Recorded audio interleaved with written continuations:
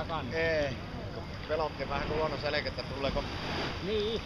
ranka häntäluutta läpi, vai vielä eteen meni istoon, mutta ei tullut.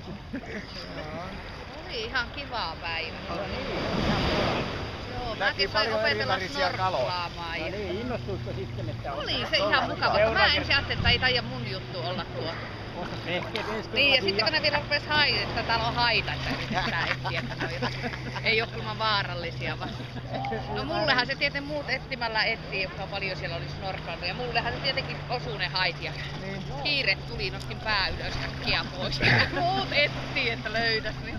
Mekin uitiin sinne kauas, kun se sanoi se opas, että siellä on niinku varmimmin niitä haita. Niin mäkin aika jumalattoman kauas piti mennä ennen kuin mukaan. Ja siellä oli sitten näitä laitesukeltajia käynyt, niin siellä oli pohja ihan.